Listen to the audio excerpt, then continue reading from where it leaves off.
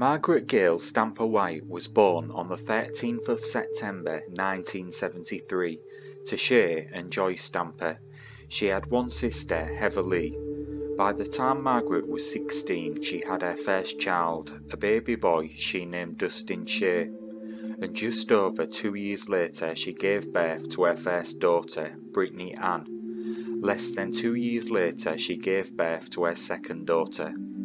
Outside of the family, Stamper described herself as a proud redneck. She loved to go drag racing with her family, and she loved old country music, but the most important thing to her was her 3 children, and she was proud of all of them, posting about them almost daily on her MySpace page. Despite the good things in her life, White did struggle with her own demons. She was an alcoholic and also had a history of drug abuse. On May the 13th, 2008, the day of her disappearance, Margaret spent the day with her youngest daughter Katie. It was the day of her prom, and the two of them spent the day preparing for it.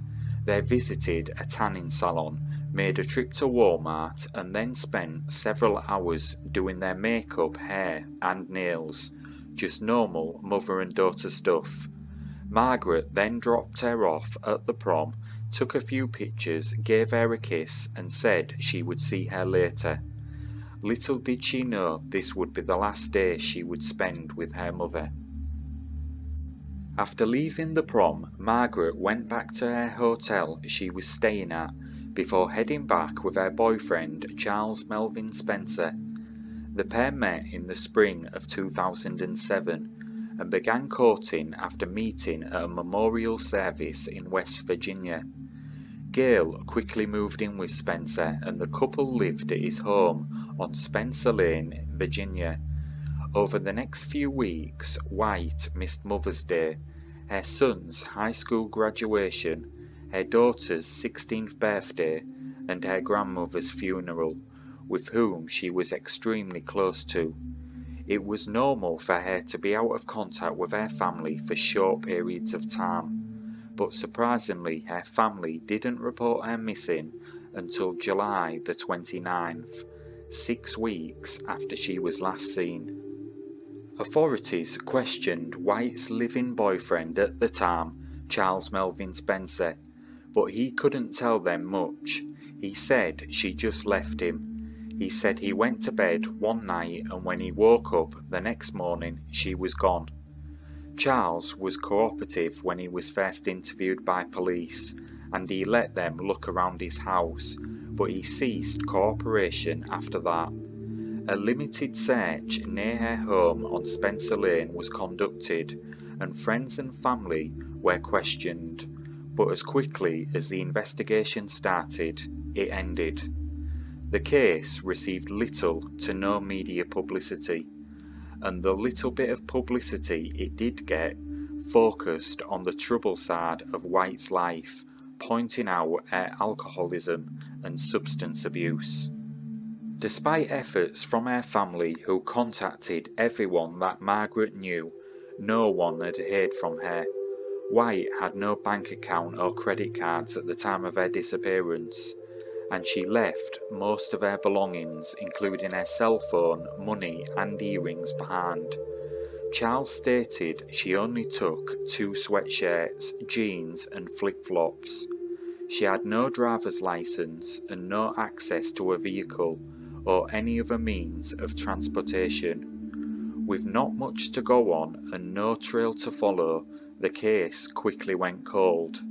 However, there would be far more to this case than met the eye, as investigators would soon find out. 5 years earlier, in January of 2004, a man walking his dog in McDowell County, West Virginia, came across a badly decomposed body in a remote wooded area. The body would later be identified as that of Joanne Spencer. Evidence showed Joanne had been shot multiple times with a handgun. She had disappeared 6 weeks earlier. Her husband of 35 years was Melvin Spencer. It seemed tragedy had struck him twice. After her disappearance and the finding of her body, Charles maintained his innocence. He stated they had a typical marriage and loved each other. Charles was devastated, or at least he said he was. He initially cooperated with the Augusta County Sheriff's Office in his wife's disappearance and death, but he quit communicating with authorities when he realised he was the prime suspect. Despite this, the case would go cold, and no one would be charged in Joanne's murder. Charles later remarried, but in 2007 his second wife, Teresa, filed for an order of protection and accused him of choking her 3 times and threatening to kill her with a knife. And then he met Gale. Although there seemed to be no movement in either case, investigators were still working on the murder of Joanne Spencer.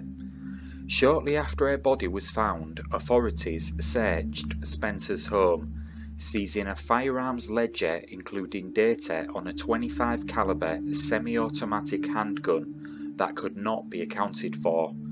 Court records show Joanne Spencer was shot several times by a .25 caliber firearm. Authorities spoke to Melvin Spencer's daughter. She identified the missing .25 caliber handgun as belonging to her father, and said he had a history of buying, selling and trading firearms, sometimes with co-workers. The big break in the case would come when investigators organised a sting using a confidential informant. The informant's vehicle was outfitted with several cameras and audio equipment in the hope of getting a confession, and it worked. Within this operation, Charles admitted to murdering his wife, but his bragging didn't end there. Spencer also reportedly talked about keeping a finger bone of a deceased person. Authorities said Spencer also spoke about a 55-gallon barn-barrel drum that was used to get rid of a dead body. Spencer allegedly showed the confidential informant the barrel. A search of his property, which had been searched in the past numerous times, turned up smoking devices, a recorder, hair and multiple jeans buttons. There was no mention of a 55-gallon drum or human remains. In June of 2013, Melvin Spencer was finally charged with the murder of his wife and would later be found guilty and sentenced to life in prison. It is believed that it is possible that the finger bone he bragged of keeping could be that of Margaret Gale Stamper-White, but that has never been confirmed to this day, and her case remains unsolved.